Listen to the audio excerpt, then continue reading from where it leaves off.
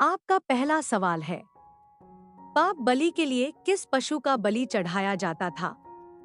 आपका ऑप्शन है ए बकरा, बी बछड़ा, सी पंडुक, डी मेढ़ा।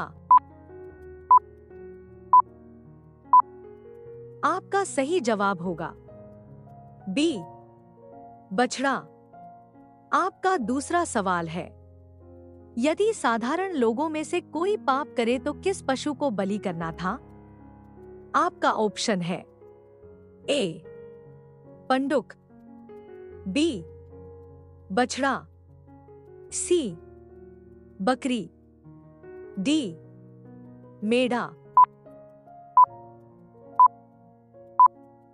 आपका सही जवाब होगा सी बकरी। आपका तीसरा सवाल है, जब कोई प्रधान पुरुष पाप करे तो किस पशु को बलि करना था?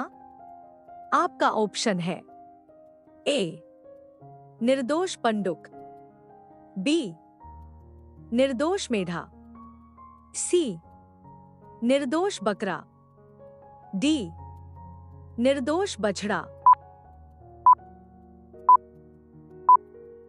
आपका सही जवाब होगा सी निर्दोष बकरा।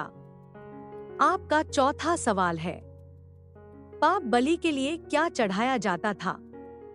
आपका ऑप्शन है ए इनमें से कोई भी, बी एपा का 10वां भाग मैदा, सी 2 पंडुकी या कबूतरी के 2 बच्चे, डी 1 भेड़ या बकरी। आपका सही जवाब होगा डी 1 भेड़ या बकरी। आपका पांचवा सवाल है, यदि कोई बिना सोचे समझे शपथ खा ले तो उसे कब दोषी ठहराया जाएगा?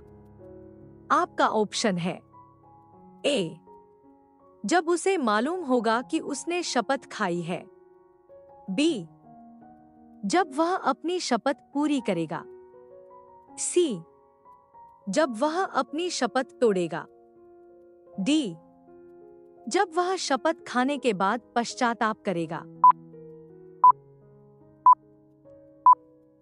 आपका सही जवाब होगा ए जब उसे मालूम होगा कि उसने शपथ खाई है। आपका छठवां सवाल है, होमबलि के लिए क्या चढ़ाया जाता था? आपका ऑप्शन है ए 2 पंडुकी या कबूतरी के 2 बच्चे, बी एपा का 10वां भाग मैदा, सी 1 भेड़ या बकरी, डी इनमें से कोई भी नहीं। आपका सही जवाब होगा सी 1 भेड़ या बकरी। आपका 7वां सवाल है, होमबलि को कैसे चढ़ाया जाता था? आपका ऑप्शन है ए उसे नदी में बहा दिया जाता था, बी उसे जलाया जाता था, सी उसे खाया जाता था, डी उसे दफनाया जाता था। आपका सही जवाब होगा बी उसे जलाया जाता था। आपका 8वां सवाल है, यदि कोई भेड़ या बकरी देने के सामर्थ्य न हो तो वह अन्य क्या ला सकता था? आपका ऑप्शन है ए 2 घोड़े या गधे के 2 बच्चे, बी 2 गाय या भैंस के 2 बच्चे, सी 2 मुर्गी या बत्तख के 2 बच्चे, डी 2 पंडुकी या कबूतरी के 2 बच्चे। आपका सही जवाब होगा डी 2 पंडुकी या कबूतरी के 2 बच्चे।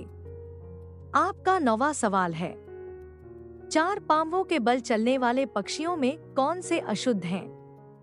आपका ऑप्शन है ए जिनके पंख होते हैं, बी जिनके पंख और चोंयेटे नहीं होते हैं। सी, जिनके पंख और चोंयेटे होते हैं। डी, जिनके पंख नहीं होते हैं। आपका सही जवाब होगा बी, जिनके पंख और चोंयेटे नहीं होते हैं। आपका 10वां सवाल है, पृथ्वी पर सभी रेंगने वाले जंतु किस प्रकार के हैं? आपका ऑप्शन है ए, शुद्ध, बी, अशुद्ध, सी, घिनौने, डी, उपर्युक्त में से कोई नहीं। आपका सही जवाब होगा सी, घिनौने। आपका 11वां सवाल है, किन पशुओं को छूने से व्यक्ति अशुद्ध हो जाता था? आपका ऑप्शन है ए, चिरे और फटे खुर वाले पशु, बी, फटे खुर वाले पशु, सी, चिरे खुर वाले पशु, डी, उपर्युक्त में से कोई नहीं।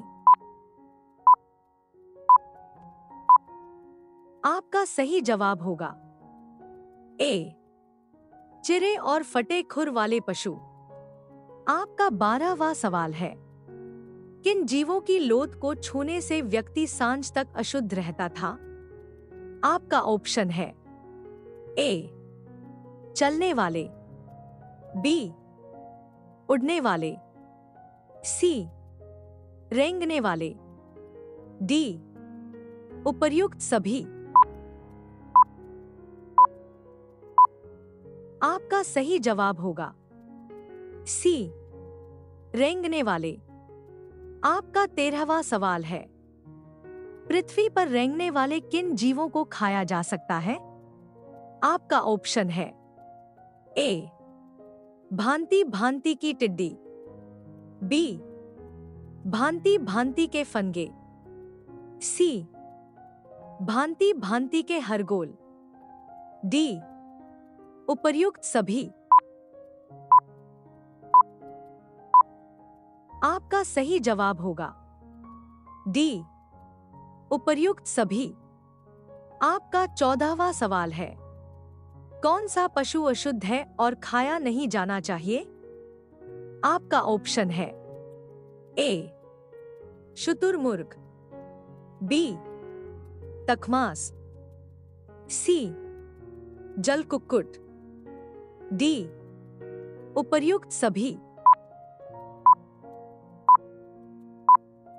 आपका सही जवाब होगा डी, उपर्युक्त सभी।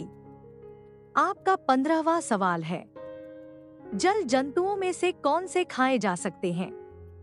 आपका ऑप्शन है ए, जिनके पंख और चोंयेटे होते हैं, बी, बिना पंख और चोंयेटे वाले सभी जल जंतु, सी, जिनके पंख और चोंयेटे नहीं होते हैं, डी, उपर्युक्त में से कोई नहीं। आपका सही जवाब होगा ए, जिनके पंख और चोंयेटे होते हैं। आपका 16वां सवाल है, यदि खाने के योग्य भोजन पर किसी अशुद्ध जीव की लोथ गिर जाए तो क्या होगा?